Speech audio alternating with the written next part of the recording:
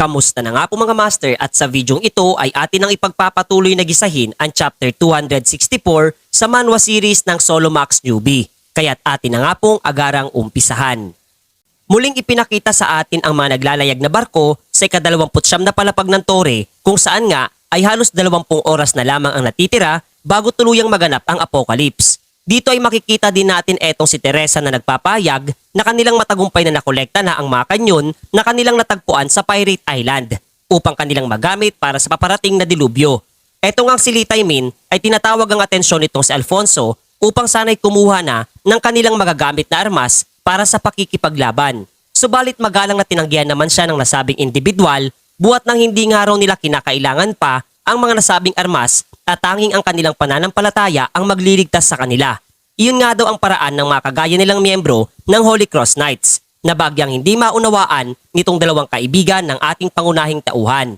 At ang pangyayaring ang iyon ay kapay binahagi din nitong si Teresa para dito kay Jinyuk na mas minabuting baliwalain na lamang ang aksyon ng mga nasabing individual.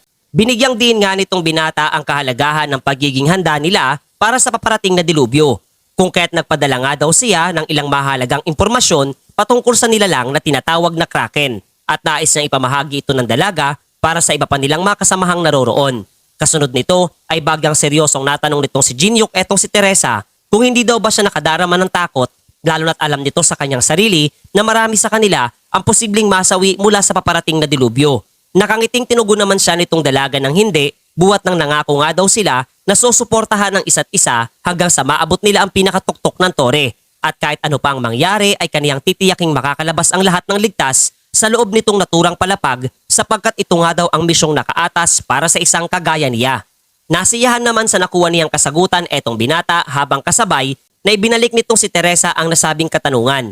Kapatinugon nga din ito ni Jinyuk na walang dapat ikabahala para sa kanya itong dalaga sapagkat eto nga raw mga nilalang ng karagatan ay hindi ganoon kapanganib aniya habang kasalukuyang nakikipaglaban para dito sa reyna ng Atlantis. Sa mga oras ngang iyon ay ginamit na nitong si Neresia ang special skill ng Spear of Atlantis upang kontrolin ang mga nilalang na naninirahan sa karagatan. Una nga niyang tinawag sa mga ito ang mga nilalang na tinatawag na Blade Marlin na ayon pa nga dito sa tagapagpadaloy na si Repisha ay eto di umano ang specialty ng kanilang reyna, ang kilalang hurado ng karagatan, kasabay ng tuluyang pagtumbok ng school ng mga isda patungo sa direksyon nitong ating pangunahing tauhan. Lumikha nga ito ng napakalakas na pagsabog, subalit ng laki lamang ang mga mata nitong si Neresia, buhat nang hindi man lamang nagalusan maski isa etong binata na pasimple pa ngang nang aasar. Dahil dito ay napagpasyang muli nitong reyna na gamitin ang spear at sa pagkakataong ito ay kaniya namang tinawag ang mga nilalang sa karagatan na Boulder Whale at muli din itong pinakawalan patungo sa pwestong kinaroroonan nitong si Jinyuk. Ang napakalakas na pagsabog na nalikha nitong kakaibang balyena ay siya namang lalong nagdulot ng pananabik para sa lahat ng mga sea folks na nanonood. Makikita naman nating ninanais itong si Alice na malaman kung bakit kinakailangan nitong ating pangunahing tauhan na maging asawa nitong si Neresia oras na natalo ito sa kanilang duelo. Masiyang ipinaliwanag naman itong kanyang katabi na ito di umano ang kanilang kultura pagdating sa pagpili ng kanilang mapapangasawa, kung saan kinakailangan talunin ng isang mas malakas na lalaki ang isang babae sa isang laban upang matiyak na magiging mas maayos at lalaki ang tsansa na mabuhay ang kanilang pamilya sa lubang napakadelikadong kapaligiran ng karagatan ng Atlantis. At dahil sa walang sino mang nagagawa pang talunin ang kanilang reyna magpasa hanggang ngayon, kung kaya't ganito na lamang ang kanilang pananabik sa duelong kanilang nasa harapan at nangangarap na muling dumating na ang kanilang bagong hari na siyang magbibigay ng bagong tagapagmana ng trono. Samantalang bagamat lubang napakalaki nitong Boulder Whale ay hindi naman ito direktang nadaganan etong binata, buhat nang ginamit nito ang skill na Impossible Strength at madali lamang pinatalsik papalayo etong balyena gamit ang nasabing abilidad. Hindi naman nakontento etong si Alice mula sa sagot na kanyang nakuha, sapagkat ano nga daw bang ugnayan ng pag-aasawa sa sibat ng Atlantis na ayon naman dito sa kanyang kausap na buhat ng ang bagay na iyon ay imposibleng magamit ng sino lamang. At tanging ang matalo etong si Neresia sa isang sagradong duelo ang siyang nag-iisang paraan upang taglayin at kilalanin ang isang individual bilang Master of Trident. Naiinis na nga itong reyna at na-question etong si Jinyuk kung hanggang kailan pa ito planong tumayo na lamang at hindi magsagawa ng kanyang sariling pag-atake. At kung wala nga daw itong plano pang lumaban, ay mas mainam na sumuko na lamang ito. Natahasang tinanggihan naman nitong ating pangunahing tauhan. Kampante pa nga nitong nasambit na pinagbibigyan lamang niya na unang umatake etong si Neresia buhat ng kapag siya ay nagsimula ng kumilos ay wala nang anuman tsansa na makabawi pa etong Reyna. Kasabay na pag-activate nito ng isang 6-star barrier na tinatawag ngang Space Creation Air Dome na agarang nagpapagsak dito sa Reyna sa lapag.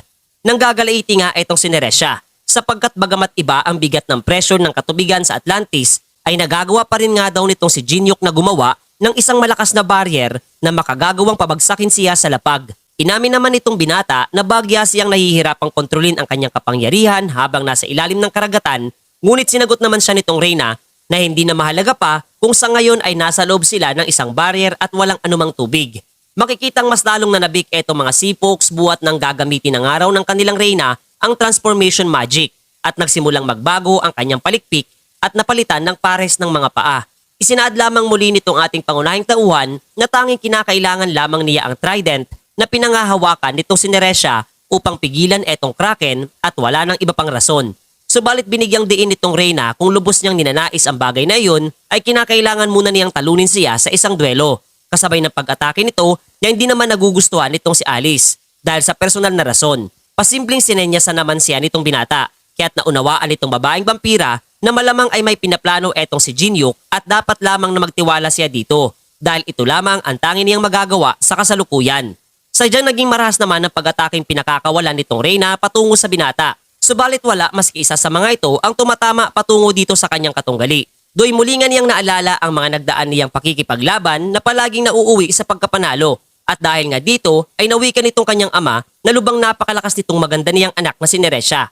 At umabot na sa puntong wala maski isa sa kanilang karian ang may kakayahan at abilidad na talunin siya.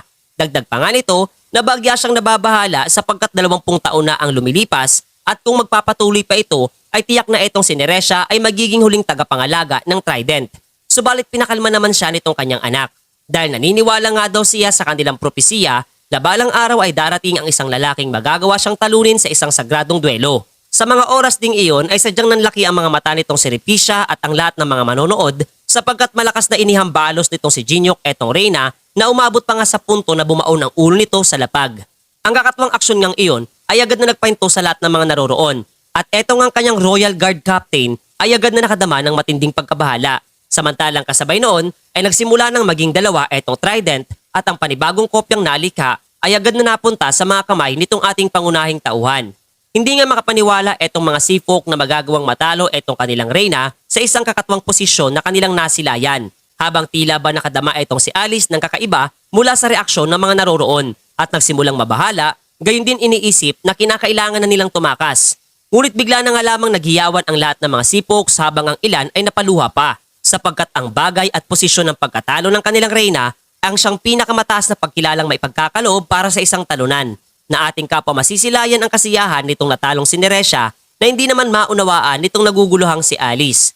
Mas minabuti na nga lamang niyang tahakin ang kinaroroonan nitong si Jinyuk at iminungkahing buhat ng nakuha na nila ang kanilang pinakapakay ay mas mainam na agaran na nga daw nilang lisanin ang lugar na ito lalo na't lubang kakaiba ang kultura at kaisipan ng mga nilalang na nasa ilalim ng karagatan.